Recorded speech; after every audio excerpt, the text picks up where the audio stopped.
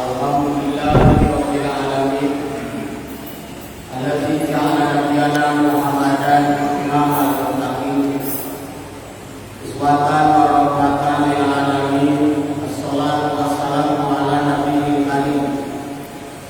Sayyidina wa habibana wa maulana Muhammadin wa ala alihi wa sahbihi ajma'in. Bapak-bapak, ibu-ibu jamaah sholat maghrib rahimahullah yang senantiasa saya muliakan,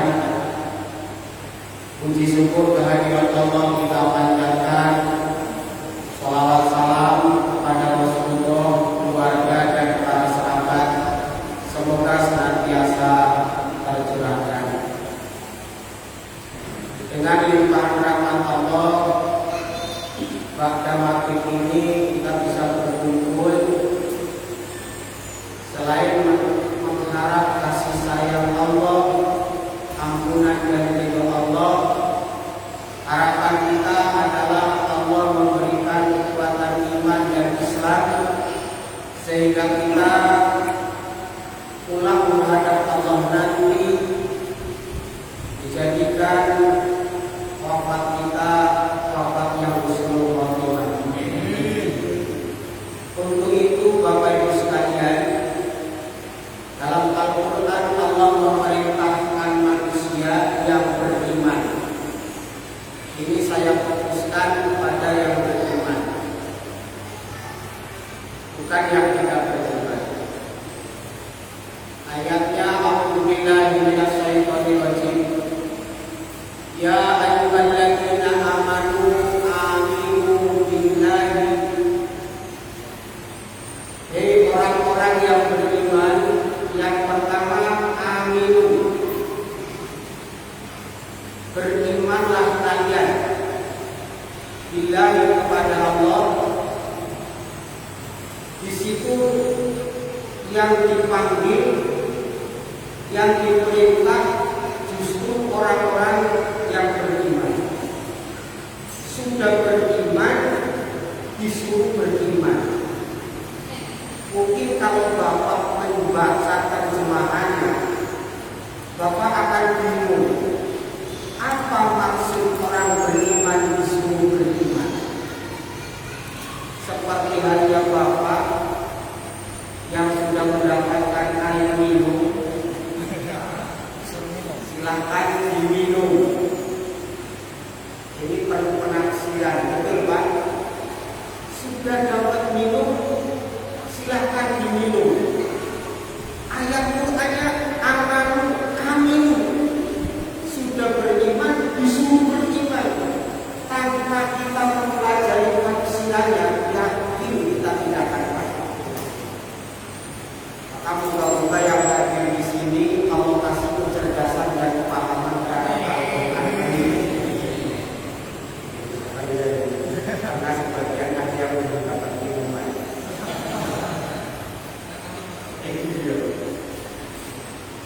Amin di sini maka ditafsirkan adalah meningkatkan keimanan, menguatkan keimanan. Kata-kata meningkatkan dan menguatkan ini yang disebut dengan tafsir. Orang yang mengeluarkan fatwa meningkatkan dan menguatkan keimanan disebut mufasir. Sekali lagi Pak, silakan sambil dibagikan minumannya, jangan mengarah makanannya dan dijelaskan. Jadi sekali lagi itulah Al-Quran. Perlu penafsiran siapa orang yang ahli dalam menafsirkannya. Siapa orang yang ahli menafsirkannya? Tidak sembarangan orang. Mereka yang memang oleh Allah ditakdirkan mempunyai kekhususan menafsirkan. Tidak sembarangan orang bisa menafsirkan, karena ahli tafsir harus mempunyai beberapa syarat pada dirinya. Selain menguasai Al-Quran dari berbagai macam hal, prinsip keilmuan, ada ilmu tata bahasanya, ada ilmu gramatika, membacanya dan lain sebagainya. Untuk itu kita di sini saya terutama bukan menafsirkan, saya hanya membaca semampu saya tentang apa yang telah ditafsirkan oleh ulama-ulama mufassir. Kira-kira bisa dipahami ya? Jadi bukan saya yang menafsirkan. Makanya saya rajinnya bawa kitab saja. Terserah mau bilang buku juga apa. Daripada salah, membawa kitab aja masih keliru, apalagi bawa kitab, betul nggak? Buka tolong kasih ampunan sama saya dan bapak sekalian. Itu yang pertama tentang perlunya kita mengaji tafsir. Wahai umat ta'alam Al-Quran ma'alamah, kata Rasulullah, sebaik-baiknya kalian adalah orang yang mempelajari Al-Quran dan mau mengajarkannya. Hadis juga ditafsirkan. Mempelajari di sini dalam artian apa? Yang pertama, mengenal bacaannya. Maka saya mengharap ada program pendidikan Al-Quran untuk lanjut usia.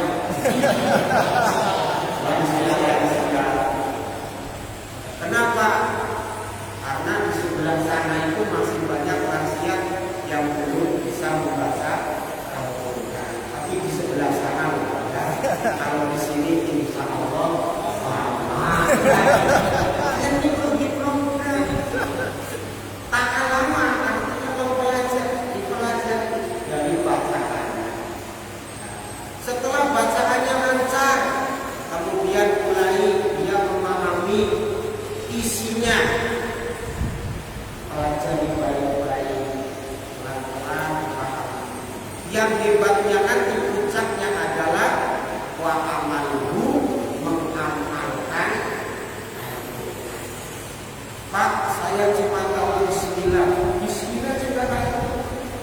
Bacanya bisa, oh hari-hari saya tahu baca Bismillah.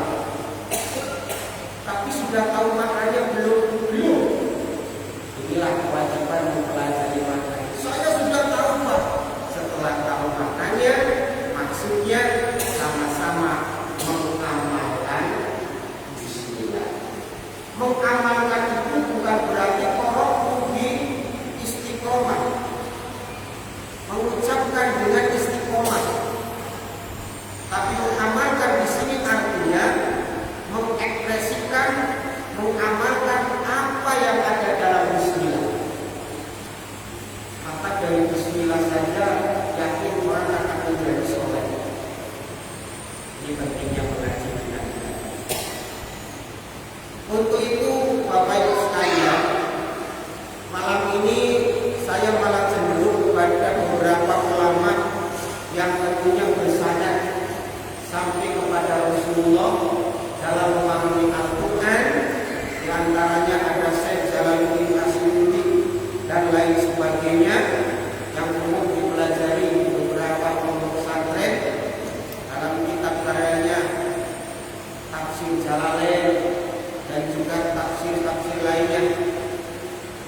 Yang pertama Bapak Ibu sekalian, dalam 30 juz itu Al-Quran yang dicetak diawali dengan surah, diawali dengan surah Al-Fatihah. Maka dari situ ada juga perbedaan pendapat.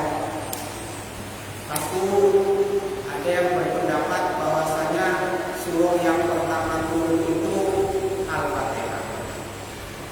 Tapi itu cuma satu pendapat. Sedangkan pendapat yang lain lebih sepakat surah Al-Quran yang pertama adalah surah Al-Iqra bismi rabbikal ladzi. Itu ulama Muslim. Dikatakan di situ karena ayat surat pertama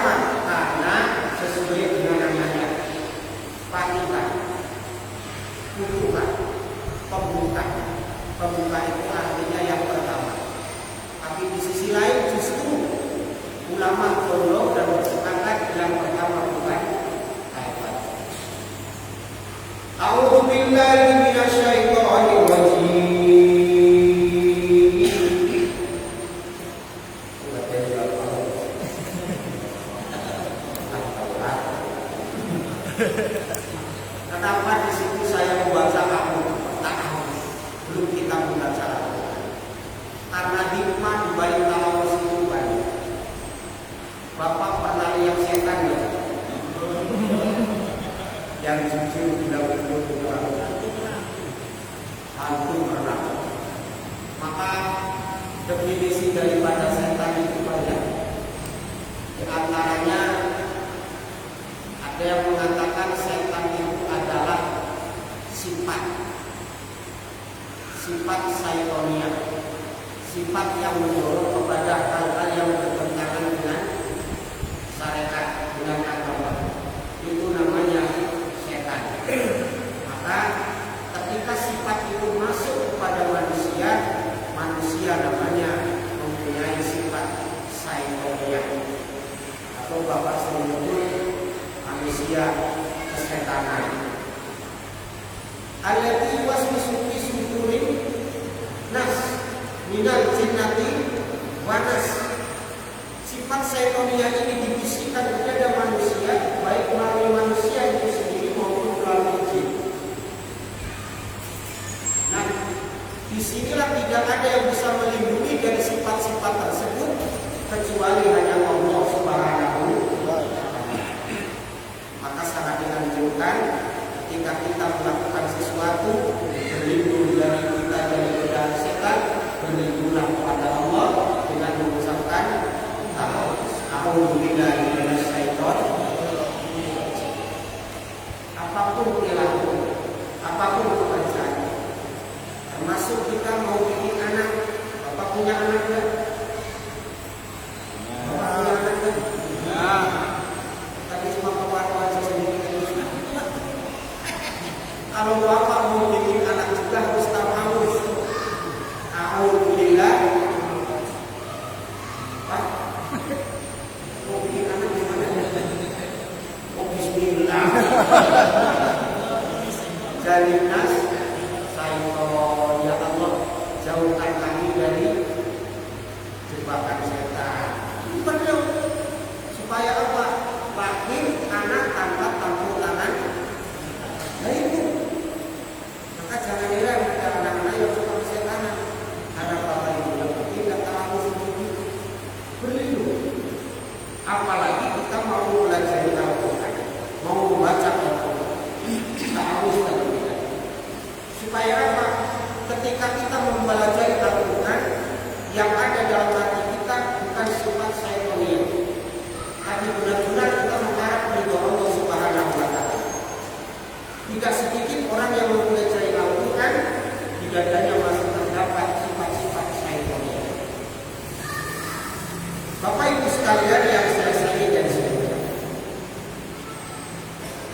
Bismillahirrahmanirrahim.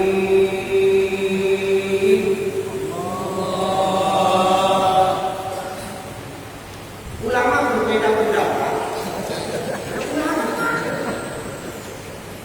bahwasanya surat Al-Fatihah itu satu diawali dengan bismillah. Siapa yang berpendapat? Imam Syafi'i rahimahullah. Yang kedua ada yang mengatakan surah Al-Fatihah awalnya bukan bismillah, tapi Al-Fatihah diawali dengan alhamdulillah. Siapa beliau? Namanya Imam Malik rahimahullah. Jadi kalau Bapak bermadzhab Syafi'i, mengikuti Imam Syafi'i dalam bacaan Fatihah, maka Bapak harus keras membaca bismillah. Tapi kalau Bapak mengikuti madzhab Maliki seperti di Saudi Arabia, beliau memang tidak membaca bismillah. Di sini pakai bismillah. Keras apa enggak? Lagi Bapak Syafi'i. Pak, kalau nanti saya umroh di sana, terus bagaimana imamnya nggak baca bismillah? Bapak mau bagaimana? Apa Bapak nggak mau sekalian? Bapak makmum. Nah kan gara-gara bismillah malah nggak sholat sekalian. Ada juga pendapat dan tidak baca bismillah, akhirnya dia berpendapat dengan cara tidak mengeraskan suaranya. Pendapatnya siapa? Imam Abu Hanifah. Terserah bapak mau ikut yang mana. Tapi kalau bapak jamaah di sini ikutin imamnya, baca di sini. Kalau bapak jamaah di Masjid Nabawi ikutin imam di sana. Itu namanya apa? Kata ulama keragaman bacaan, keragaman madhab. Boleh gak? Hukumnya tetap boleh. Itu tentang bismillah. Yang kedua tentang maknanya. Bismillah di situ diawali dengan huruf ba, dirangkai dengan kalimat ismun. Ba huruf jar, ismun itu majrur. Tanda pemajrurannya adalah dengan kasroh. Jadi bapak-bapak, ini aja lah.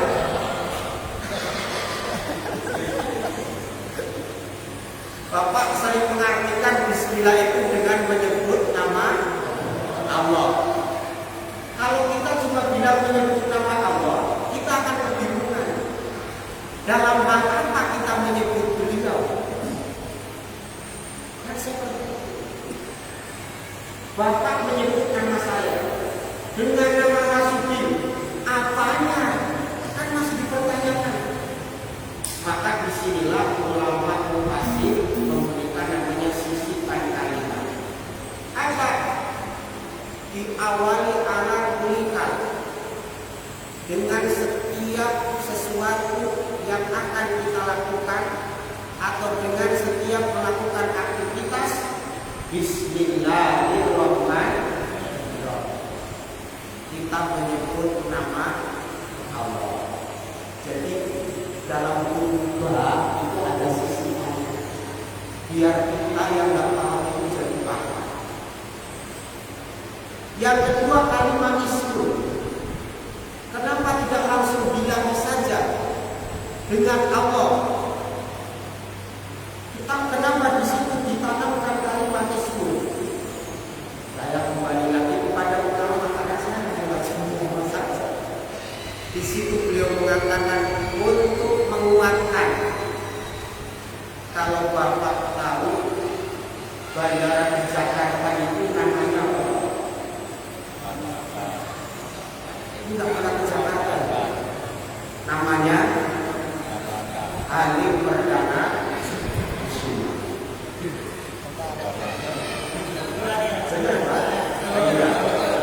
Yang kedua Soekarno.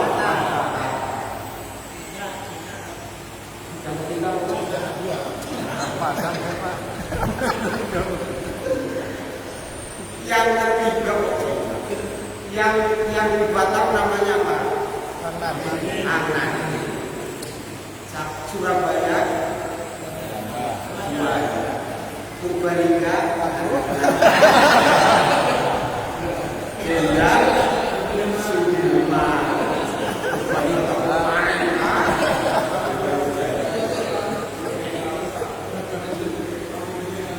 Kata ulama kenapa setelah bi itu tidak langsung kalimat Allah? Kenapa dengan tidak bila dengan Allah, tapi bismillah dengan menyebut nama? Penyebutan di situ adalah untuk menguatkan. Contoh seperti untuk mengenang jasa proklamator kita, maka dikuatkan bandara dengan nama Soekarno Hatta. Untuk menguatkan orang yang berjasa di wilayah Melayu Kupri, dijadikanlah nama Hanadi. Ulama mengatakan untuk menguatkan dengan menyebut nama Allah. Artinya apa hikmahnya? Kita dengan Allah harus yakin. Keyakinan ini diperkuat tentang apa? Ar-Rahmanir Rahim, tentang kasih sayang. Kalimat Ar-Rahman dan Ar-Rahim tersebut Bapak sering mengatakan yang maha pengasih lagi maha penyayang. Bapak kan simpel dari Quran. Lalu apa yang dimaksud kasih dan sayang Allah menurut ulama? Ar-Rahman di sini artinya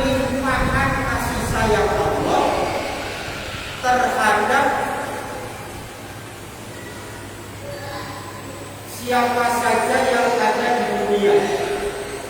Ini Ar-Rahman. Mukmin, munafik, kafir, semuanya mendapat limpahan rahmat Allah di dunia. Bapak dipaham atau tidak kalimat ini, silakan Bapak rasakan.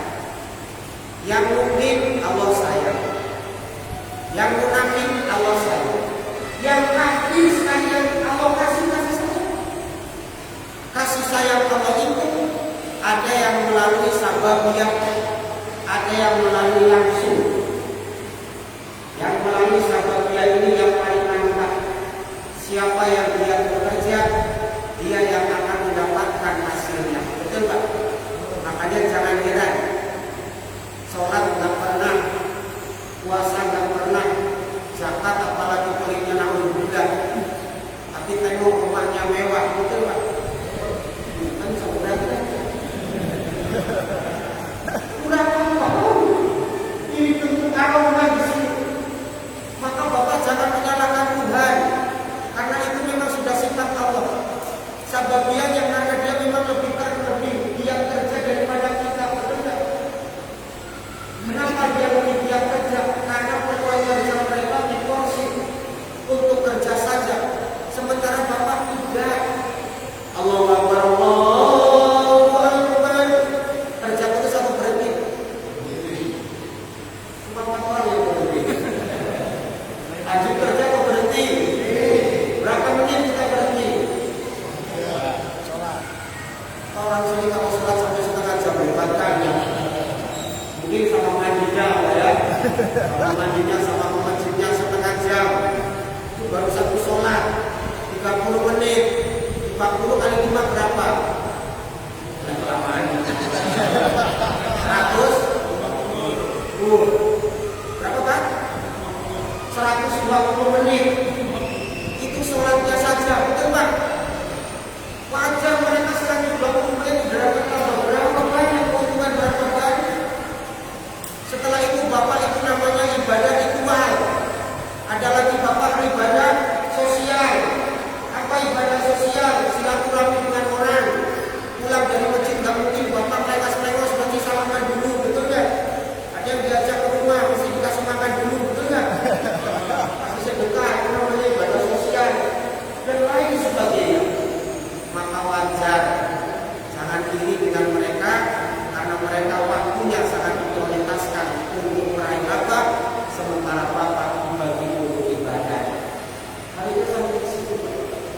Tapi ingat, itulah karunia Allah kepada siapa saja, baik manusia maupun bukan manusia, bahkan terhadap alam dan sekitarnya, alam dan isinya.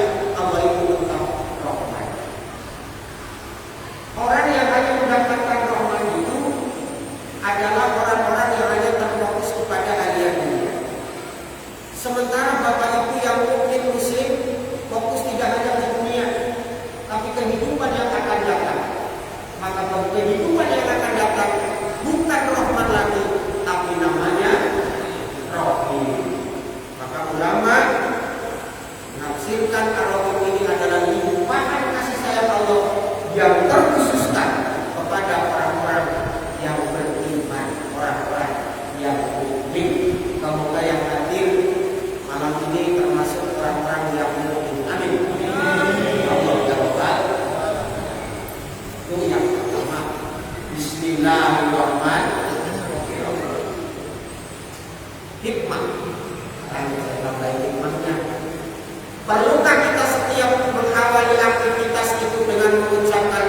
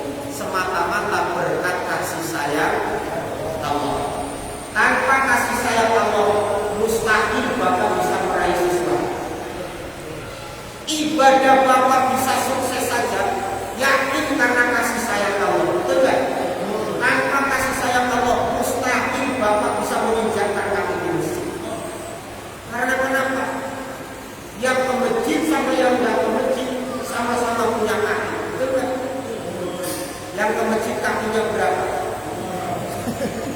Pokoknya nggak nyadar punya kaki. Yang ke masjid kakinya berapa? Yang nggak ke masjid kakinya berapa?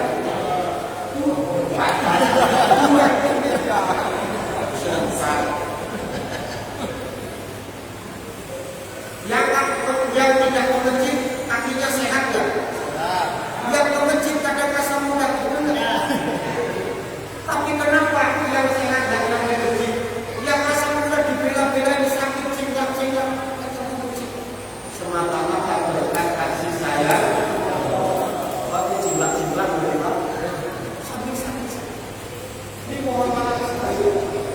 Nah, kan makanya datang. Bapak Ibu sekalian yang saya sayangi dan saya muliakan, ini juga berkat kasih sayang Mustafi semata yang ini Ar-Rahman. Nah,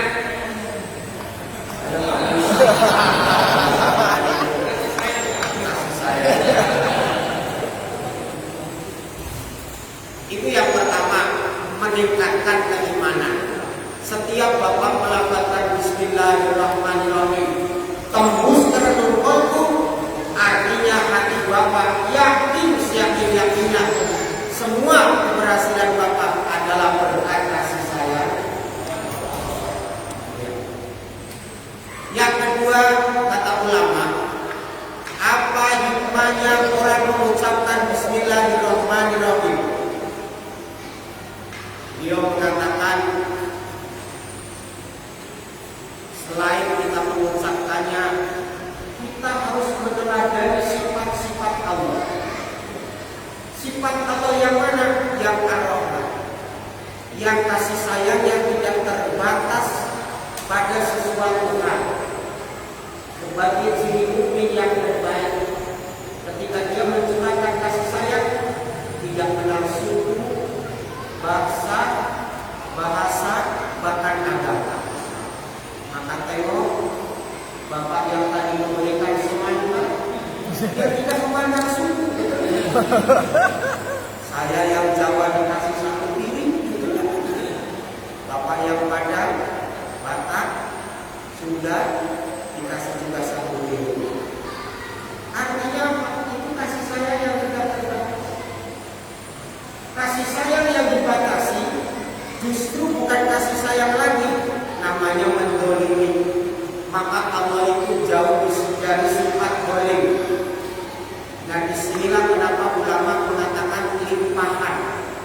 Sesuatu yang melimpah itu artinya sesuatu yang berlebih, betul Pak? Sesuatu yang luas. Maka dikatakan limpahan.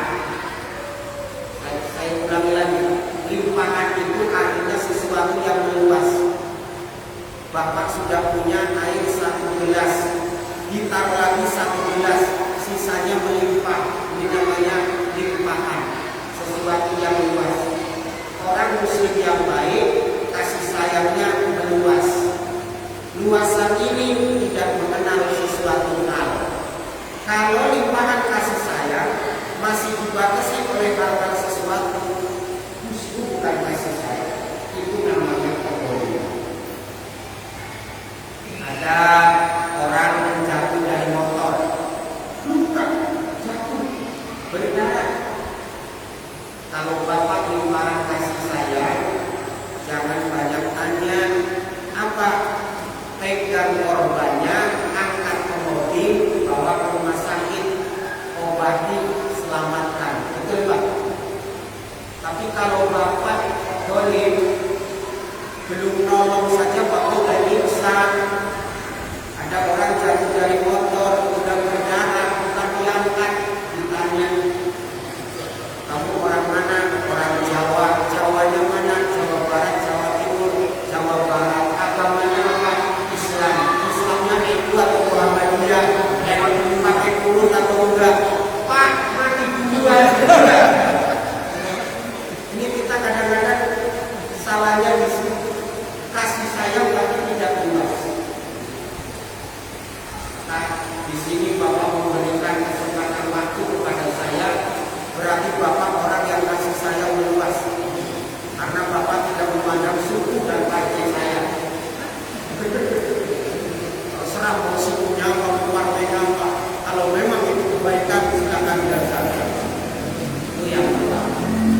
Bismillahirrahmanirrahim.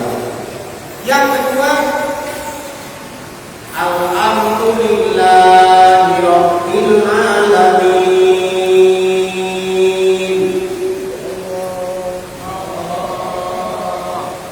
Kalimatnya diawali dengan dua huruf alif dan lam. Kalimat dasarnya adalah hamdul, hamidal, hamidah. Diawali dengan huruf alif lam. Artinya alif lam di situ ulama menafsirkan segala puji mutlak. Di situ ada kalimat mutlak, secara mutlak lillahi, semata-mata milik Allah. Sebab Bapak alami kenapa tidak langsung hamdalillah tapi ditambahi al, jadi alhamdulillah. Ulama ahli tafsir mengatakan yang dimaksud segala macam puji itu artinya pujian terhadap apapun.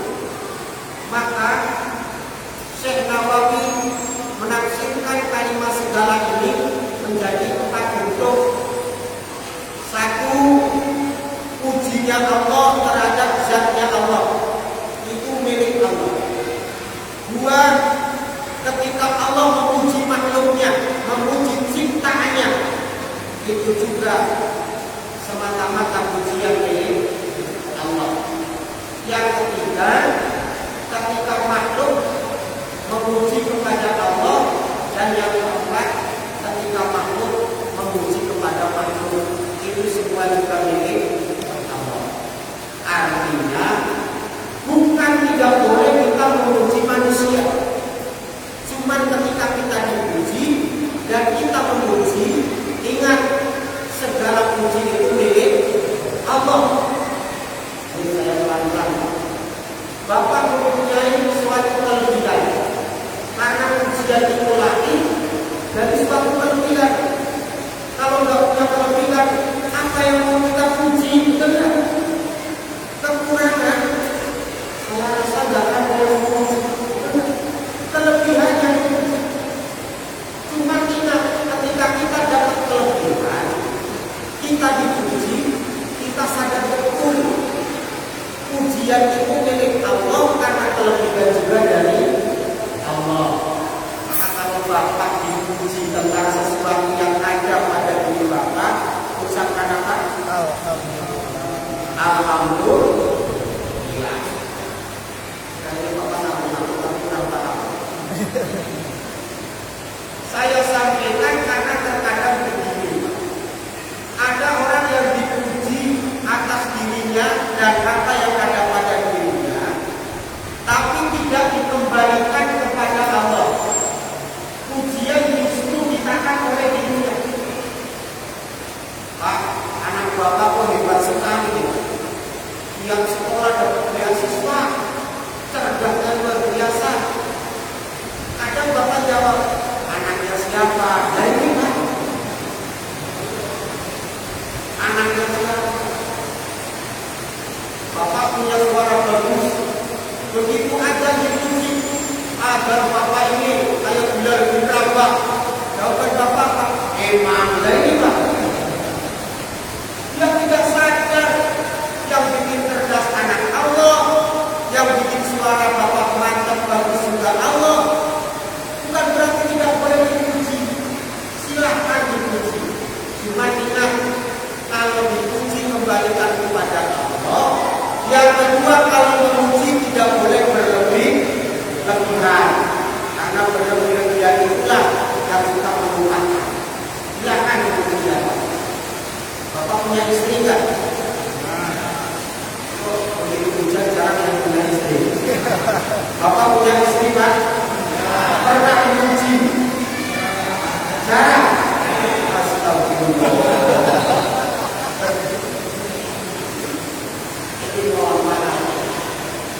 Sebaik-baiknya suami adalah suami yang pandai membahagiakan istri. Salah satu sifat yang paling membahagiakan istri adalah suami memberikan penilaian.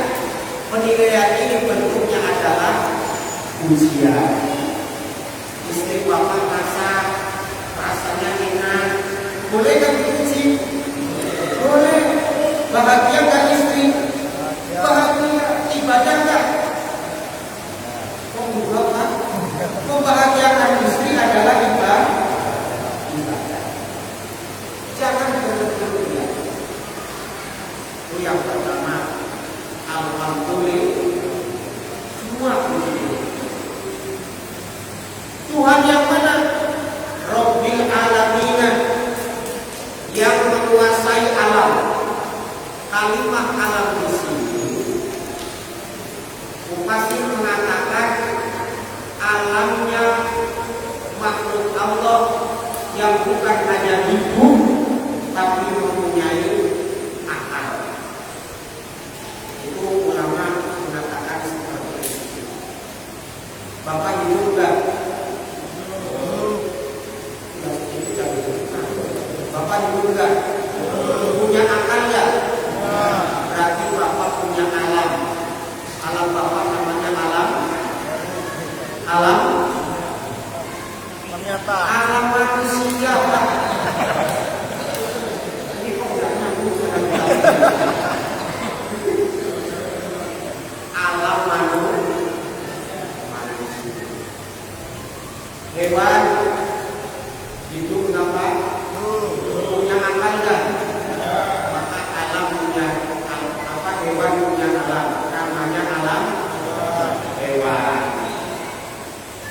Jin hidup apa? Maka jin punya alam. Namanya alam jin. Rabbil alam, yang menguasai semua alam. Kemudian setelah ayat Alhamdulillahi Rabbil Alamin, ayat selanjutnya Ar-Rahman Ar-Rahim. Tadi ayat pertama sudah Ar-Rahman Ar-Rahim. Sekarang ayat kedua Ar-Rahman Ar-Rahim lagi. Maka apa maksudnya ini? Disinilah kalau kalimat diulang 2 kali, di situ ada penguatan, ada takdir. Seperti Bapak memanggil saya, kalau pertama nggak kedengaran, Bapak akan mengulangnya, betul nggak? Pak Sudi, saya nggak nengok. Bapak yang kedua, langsung di, artinya ada penguatan. Maka Ar-Rahman dan Ar-Rahim di sini maknanya sama dengan ayat pertama, tapi fungsinya adalah untuk menguatkan. Nah, kalau iman saja kita tingkatkan, maka keimanan kita terhadap Ar-Rahman dan Ar-Rahim harus kita tingkatkan. Yakin, seyakin,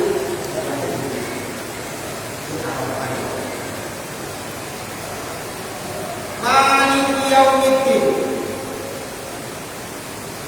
Malik, Bapak sering mengartikan dengan merajai. Boleh Pak? Boleh. Raja di situ, maaf, dalam satu wilayah kerajaan, rajanya berapa? 1. Di wilayah kerajaan 1 saja. Dalam satu papan itu rajanya berapa? 2. Rajanya 2. Tapi itu bukan 1 wilayah, itu 2 wilayah, betul nggak? Maka sekali lagi, Malik di sini hanya satu-satunya yang menguasai apa? Ad-din, Yaumul Jaza, hari pembalasan manusia. Merajai di situ banyak yang memaknai ketika nanti semuanya sudah meninggal, hanya Allah lah yang hidup satu-satunya. Dari Malik Yaumiddin, mari sama-sama merenung bahwasanya setiap yang hidup itu akan mati. Siapa yang tidak akan mati? Cuma satu, Allah Subhanahu wa Ta'ala. Jangankan mohon maaf, kita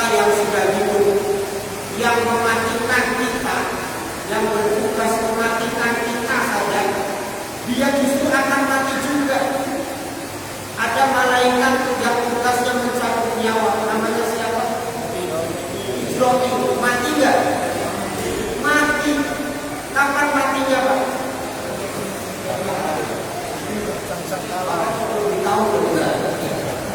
Kapan matinya Israel? Setelah semuanya meninggal. Bahkan setelah semua malaikat meninggal. Bapak jangan ini sama Israel. Karena memang Israel banyak yang takut sama dia juga. Saya ingin seperti Israel, ditakutin orang. Maaf, Israel sendiri tidak mau menjadi Israel. Seandainya aku merasakan orang yang sedang sakaratul maut, maka aku gak mau menjadi bertanggung jawab. Karena sakaratul maut sakitnya luar biasa. Bapak jangan sembarangan ya, kehebatan Israel terus pengen kayak Israel. Yang kedua, meninggalnya Israel itu sangat tragis. Karena gak ada lagi yang mencabut nyawanya. Bagaimana? Kalau bapak enak ada yang nyabut ya. Ini coba. Barat bapak sakit gigi. Bapak sakit gigi ke dokter gigi. Ada yang nyabut juga. Dengan caranya. Sementara dokter gigi kalau nggak ada dokter lain. Israel dalam beberapa kitab diterangkan beliau meninggalnya mengerikan. Dengan cara apa? Berteriak mengeluarkan suara yang sangat keras sehingga tubuhnya hancur berantakan. Lalu dia meninggal. Ayo kita jangan jadi meringan. Rabbil Alamin yang menguasai semua. Ar-Rahman Ar-Rahim Maliki Yaumiddin. Iyyaka na'budu wa iyyaka nasta'in. Nah, kalau dari tadi ayat pertama, ayat kedua,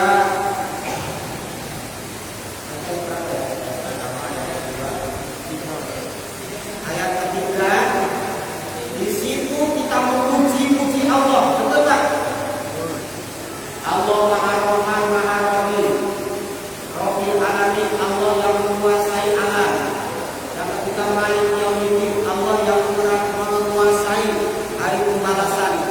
Setelah memuji, jangan lupa Iyyaka na'budu, kita berikhtiar menyembah kepada Allah. Na'budu hanya kepadamu kami menyembah. Artinya apa? Ada kewajiban bagi kita tidak cukup memuji-muji Allah, tapi kita harus menghamba kepadanya. Menghamba artinya mengabdi. Setelah kita menghamba kepadanya, beribadah kepadanya, jangan sombong. Kita nasta'in, minta pertolongan kepada Allah. Iyyaka na'budu wa iyyaka nasta'in. Ada hikmah di balik kalimat nasta'in. Apa? Satu kesadaran bahwa kita adalah makhluk yang lemah. Sementara Allah Subhanahu wa Ta'ala zat yang maha mampu dan maha kuat.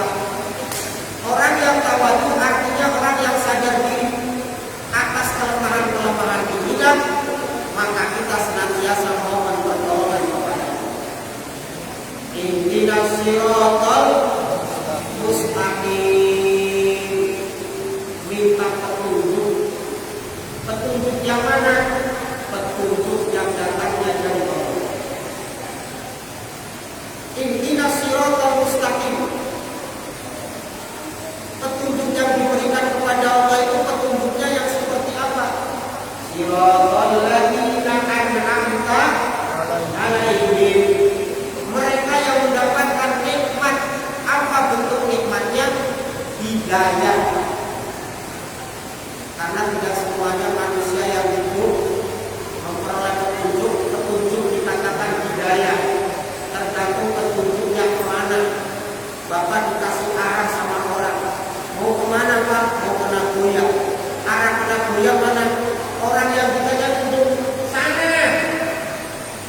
juga dikasih petunjuk.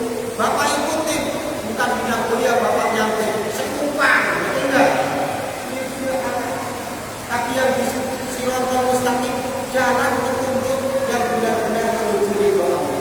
Semoga yang ada di sini mendapatkan apa yang disebut Siratal Mustaqim. Amin. Wa in maghdubi alaihim, bukan petunjuk, mohon maaf, seperti halnya orang-orang yang disertai oleh ini ada mengatakan yang di pada doli dan bukan yang sesat seperti asli. Itu benar sekali. Karena Fatihah ini bersifat doa, maka setiap kita membaca Fatihah kita mengucapkan kalimat banyak doli bahkan jawabnya. Karena kenapa? Al-Fatihah memang dikatakan surah pembuka, tapi nama Al-Fatihah sendiri kurang lebih ada 25 nama. Yang masyhur di mutiara cuma 3. Satu namanya Al-Fatihah, yang kedua Kitab, yang ketiga Masna Sabta. Oh, berarti cuma 2 di sini yang terkenal. Itu saja. Mungkin itu saja Bapak Ibu yang bisa saya sampaikan.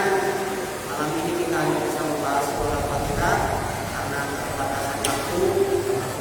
Semoga apa yang saya sampaikan bermanfaat bagi saya dan bagi Bapak Ibu sekalian. Mungkin Siratal Mustaqim. Allahumma inna kami baik. Assalamualaikum warahmatullahi wabarakatuh. Waalaikumsalam warahmatullahi wabarakatuh.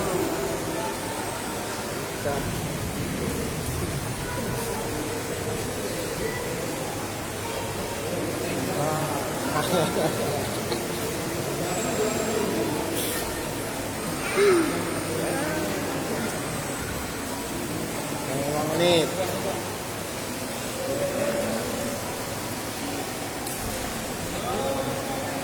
Makan buahnya, Pak. Nah. Aduh. Kan pakai pisau yang apa banyak. Iya.